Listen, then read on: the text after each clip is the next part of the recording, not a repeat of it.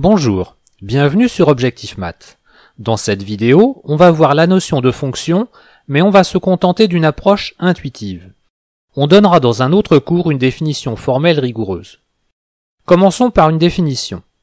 Une fonction est la donnée d'un premier ensemble, dit de départ, et d'un second ensemble, dit d'arrivée, et d'un lien unidirectionnel entre les éléments du premier ensemble et les éléments du second. Ce lien doit vérifier la condition supplémentaire que chaque élément de l'ensemble de départ est lié au maximum à un élément de l'ensemble d'arrivée. Une fonction peut être représentée par un diagramme sagittal.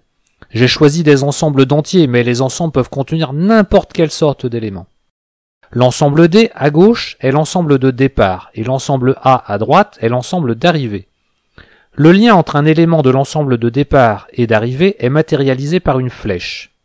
Il part de chaque élément de l'ensemble de départ au plus une flèche qui arrive sur un des éléments de l'ensemble d'arrivée.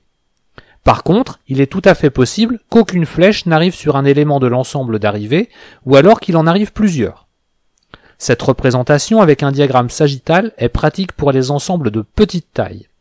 Elle permet de définir une fonction sans avoir besoin d'en donner une expression. On a souvent besoin de manipuler les fonctions de façon plus formelle, ce qui est obligatoire lorsque l'ensemble de départ commence à avoir trop d'éléments. Il est alors plus pratique d'exprimer le lien entre les éléments de l'ensemble de départ avec les éléments de l'ensemble d'arrivée par l'intermédiaire d'une expression. À l'exception des fonctions constantes, l'expression nécessite d'utiliser une variable.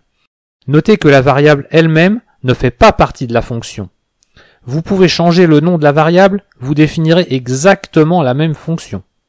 Dans l'exemple suivant, on considère la fonction petit f définie de n dans R, qui à tout entier x associe le réel x au carré moins 1 demi.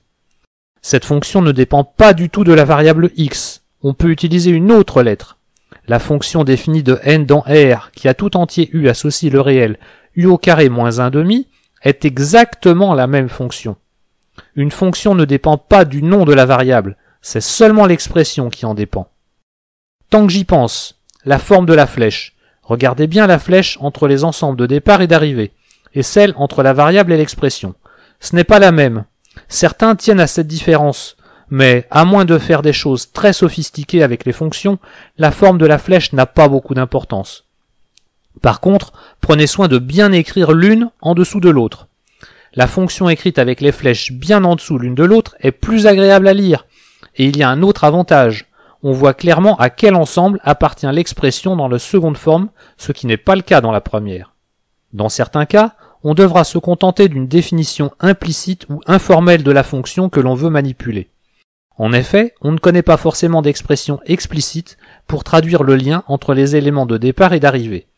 Cette lacune peut être momentanée, le temps de traiter quelques questions, ou pratiquement définitive, car peut-être que personne n'en trouvera jamais.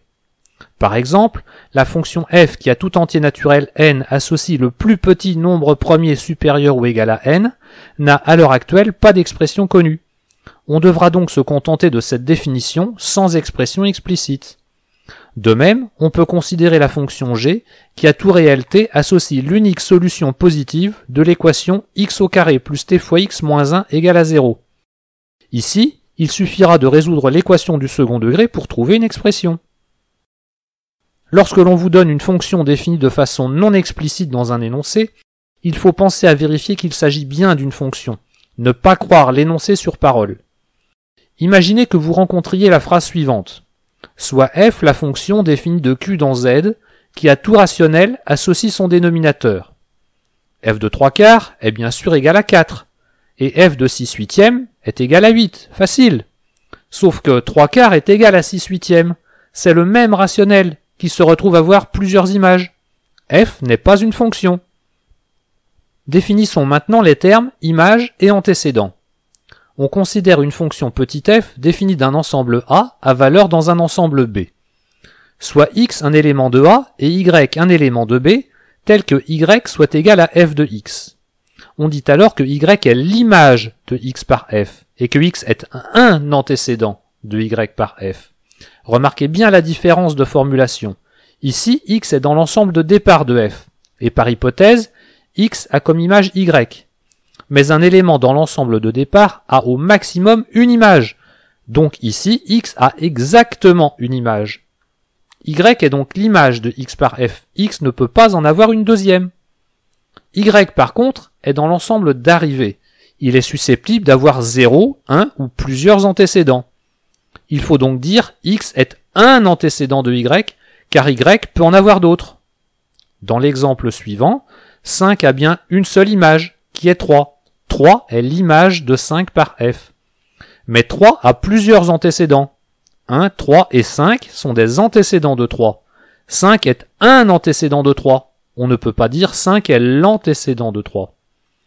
Je vais me répéter, mais un élément de l'ensemble de départ d'une fonction a ou bien une seule image, c'est le cas par exemple de 1 dans l'exemple, ou bien aucune image, c'est le cas de 2.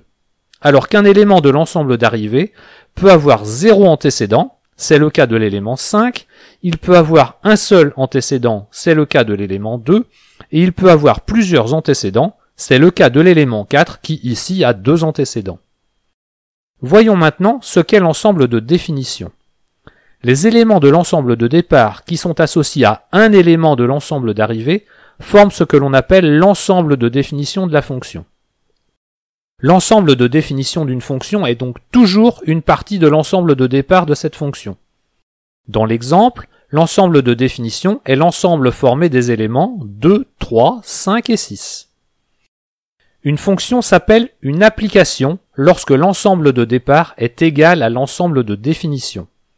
Une application est donc un cas particulier de fonction. Pour nous faciliter la vie, on s'arrangera le plus souvent pour que l'ensemble de départ soit égal à l'ensemble de définition. On pourra donc utiliser dans ce cas indifféremment les mots fonction et application. Pour illustrer la différence entre fonction et application, voici tout d'abord la fonction qui a x associe 1 divisé par x, avec comme ensemble de départ et d'arrivée grand R. Il s'agit bien d'une fonction, mais pas d'une application, car son ensemble de définition, R étoile, n'est pas égal à R.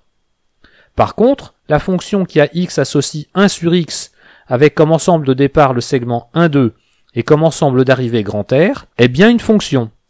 Mais c'est aussi une application, puisque cette fois-ci, l'ensemble de définition est égal à l'ensemble de départ. L'ensemble de définition n'est jamais plus grand que l'ensemble de départ que l'on a choisi. Il ne faudrait donc pas dire que l'ensemble de définition de la deuxième fonction est R étoile. Voyons maintenant ce que sont le graphe et la représentation graphique d'une fonction. Et on commence par le graphe. Si f est une fonction définie de l'ensemble A dans l'ensemble B, notons D son ensemble de définition. Le graphe de f est l'ensemble, noté ici G, formé des couples x f de x, où x parcourt l'ensemble D tout entier. Comme dit dans la définition, le graphe est un ensemble. Il s'agit donc d'un objet mathématique. Au contraire, une représentation graphique n'est qu'un dessin. Elle permet de visualiser le graphe d'une fonction. Une représentation graphique n'est pas un objet mathématique. Mais les deux ont leur utilité. Le graphe permet de travailler rigoureusement, et la représentation graphique de voir et de deviner des propriétés. Bon, soyons honnêtes, pour se faciliter la vie, on confond souvent graphe et représentation graphique.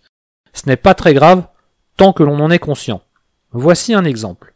Je considère la fonction f définie de R dans R, qui à tout réel x associe x au carré moins 1. Le graphe de f est l'ensemble formé des couples x au carré moins 1 pour x variant dans R. Cette écriture est rigoureuse, mais il est difficile de se rendre compte de ce que c'est. Une représentation graphique pourrait ressembler à ceci.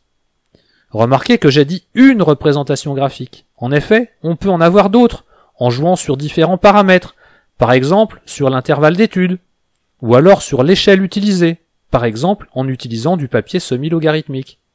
Il est très important de ne pas confondre une fonction avec son expression. Si petit f est une fonction, f de x n'est qu'une expression. F et f de x ont des significations différentes. Considérons à nouveau la fonction f définie de R dans R, qui à x associe x au carré moins 1. Remarquez que je n'ai pas dit la fonction x au carré moins 1. Ça n'a pas de sens.